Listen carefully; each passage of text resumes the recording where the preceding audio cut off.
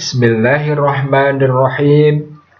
Assalamualaikum warahmatullahi wabarakatuh. Alhamdulillah, wassalatu wassalamu ala rasulillah wa ala alihi wa sahbihi wa mawalah. Amma ba'd. Apa kabar teman-teman semua? Bapak berdoa semoga kalian senantiasa sehat walafiat dan semakin bertambah barokah. Amin ya rabbal alamin.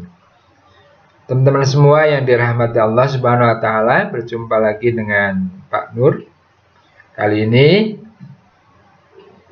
Bapak akan menyampaikan pembelajaran tematik untuk tema yang ketiga, subtema 2, pembelajaran 1 dan 2. Untuk mengawali kegiatan ini, mari kita bersama-sama berdoa terlebih dulu agar Allah Subhanahu wa taala memudahkan kita semua dan memberikan manfaat dari kegiatan pembelajaran kita ini.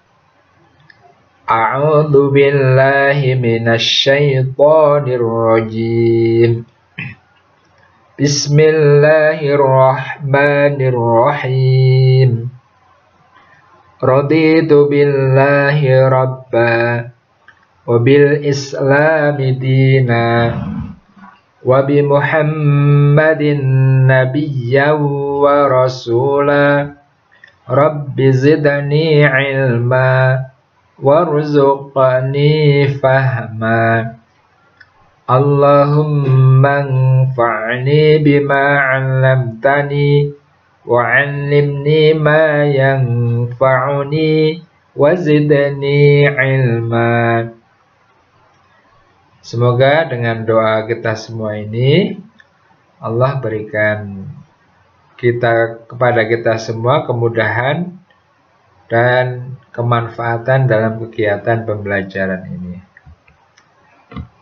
Teman-teman yang dirahmati Allah Subhanahu wa taala, banyak peralatan yang kita pakai dalam kehidupan sehari-hari ini merupakan penemuan di bidang teknologi. Sebagai contoh, apa teman-teman? Ya, televisi, laptop, listrik, handphone, AC, dan yang lain-lainnya. Tentu masih banyak lagi ya teman-teman ya. Teman-teman semua yang dirahmati Allah Subhanahu wa taala, penemuan-penemuan di bidang teknologi itu bisa ditelusuri asal-usulnya ya. Nah, untuk menelusuri asal-usul ditemukannya hasil teknologi itu, kita bisa membaca dari teks eksplanasi ilmiah. Masih ingat kan apa yang dimaksud dengan teks eksplanasi dan bagian-bagiannya? Baiklah, kalau sudah tidak ingat lagi, Bapak akan ingatkan kalian bahwa teks eksplanasi itu merupakan teks yang dibuat untuk memberikan penjelasan secara detail pada pembaca mengenai proses terjadinya sesuatu. Misalnya, asal-usul televisi, laptop, listrik, radio, dan sebagainya. Ya. Kemudian bagian-bagian teks eksplanasi itu ada 3 bagian penting. Yang pertama adalah pernyataan umum. Ini ada di paragraf pembuka dan berisi informasi singkat. Yang kedua, deretan penjelas merupakan bagian isi atau inti teks. Dan yang ketiga adalah kesimpulan. Biasanya terdapat di akhir teks dan berisi pendapat singkat sang penulis. Teman-teman semua yang dirahmati Allah Subhanahu wa Ta'ala, mari kita perhatikan teks penemuan Marconi yang mengubah dunia. Kalau di bukumu, kalian bisa baca di halaman 39. Ya. Kalau sudah kita baca teks tersebut, maka kita akan menemukan dari teks itu pernyataan umum. Pernyataan umum itu berbunyi, Marconi adalah seorang ilmuwan Italia yang pertama kali menemukan radio. Adapun deretan penjelasnya, yaitu Marconi terinspirasi membuat sebuah alat yang dapat mengirimkan tanda atau sinyal melintasi jarak jauh tanpa menggunakan perantara gelombang. Nah, ini adalah isi dari teks itu sendiri atau inti dari teks itu, ya. Adapun kesimpulannya adalah bahwa Marconi berhasil menciptakan radio, itu ya. Baik, selanjutnya teman-teman semua, bahwa penemuan di bidang teknologi itu akan berpengaruh terhadap perubahan sosial budaya, tak terkecuali televisi. Nah, kita akan lihat apa pengaruh televisi terhadap perubahan sosial budaya. Diawali dengan penemuan gelombang elektromagnetik, yaitu oleh Heinrich Hertz. Kemudian penemuan ini menginspirasi Marconi untuk menemukan radio, ya. Lalu peneliti tidak puas adanya alat komunikasi radio yang hanya bisa didengarkan suaranya saja. Para peneliti ingin alat komunikasi itu di samping menghasilkan suara juga bisa menampilkan gambarnya.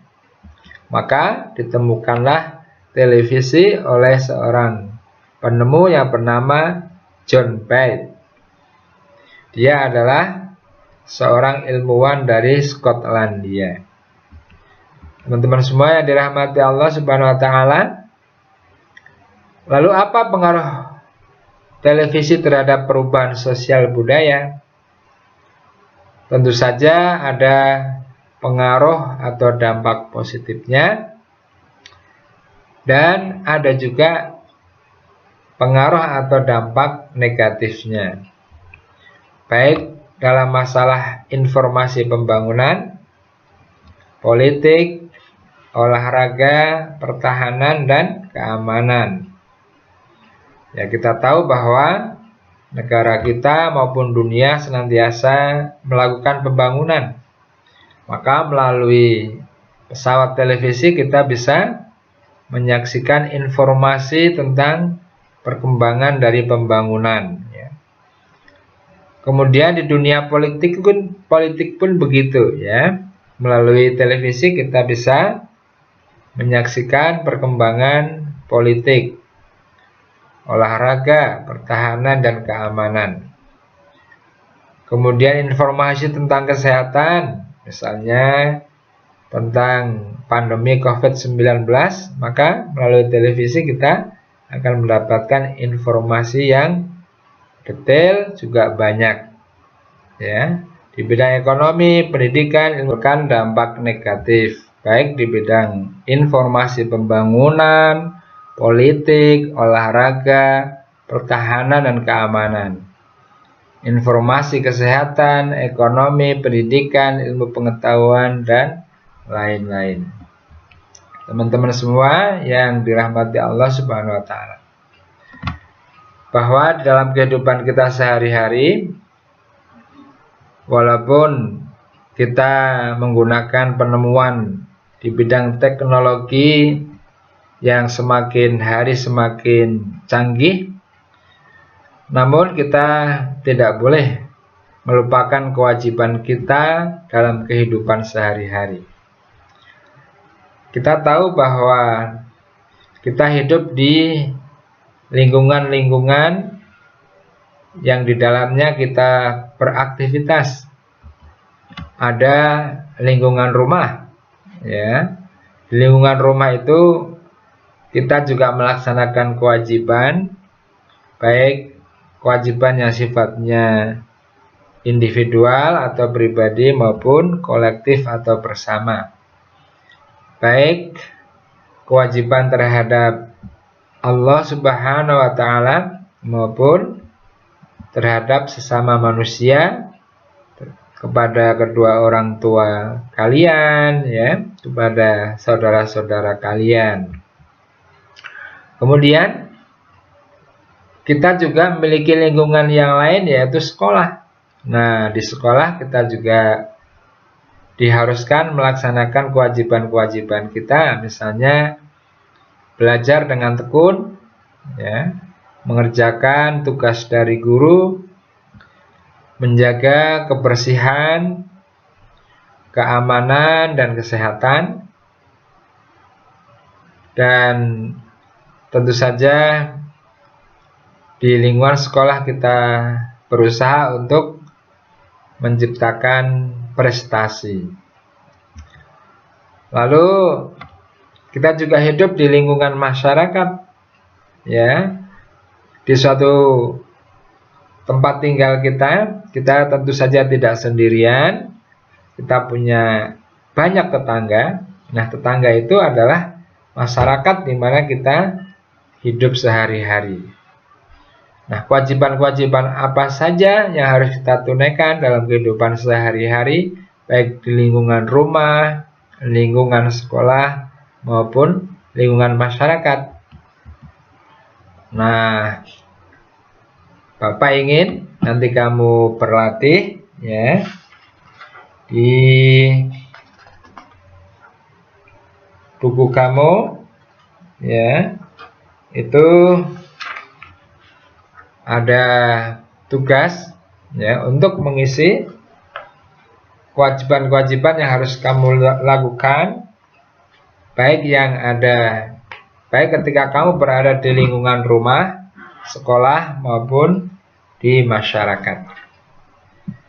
Nah, dengan mengerjakan tugas ini, Bapak berharap kamu semakin terampil menemukan kewajiban-kewajiban yang harus kamu lakukan, dan juga semakin semangat dalam menunaikan kewajiban tersebut. Demikian saja teman-teman semua, ya, tentang kewajiban. Lalu pada sesi yang terakhir ini, ya, kita akan berlatih menyanyikan lagu, ya, di depan kelas dengan nada yang tepat. Teman-teman semua, bahwa untuk menyanyikan sebuah lagu dimanapun, ya, termasuk di depan kelas, maka ada ketentuan-ketentuan umumnya. Yang pertama, sikap badan kamu, baik ketika berdiri maupun duduk, bahwa kamu harus tampil dengan percaya diri, dengan ceria, ya, dan juga dengan semangat.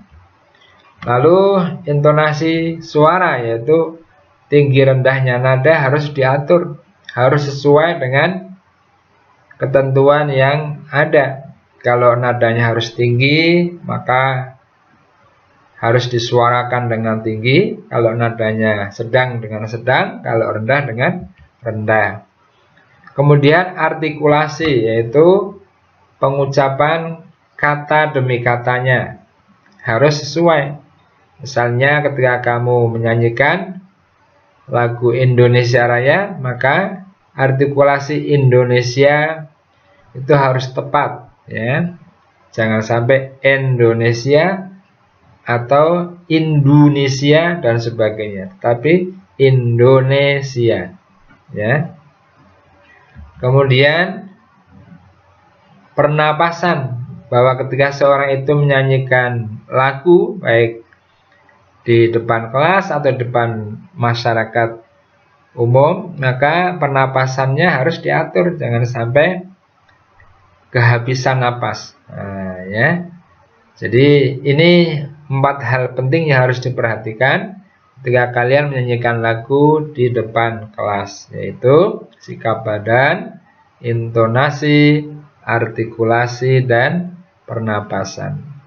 Demikian teman-teman semua yang dirahmati Allah Subhanahu wa taala. Semoga bermanfaat untuk kita semua, ya, apa yang sudah kita pelajari pada kesempatan ini. Mengakhiri pertemuan ini, mari kita membaca hamdalah dan doa penutup majelis. Alhamdulillahi rabbil alamin.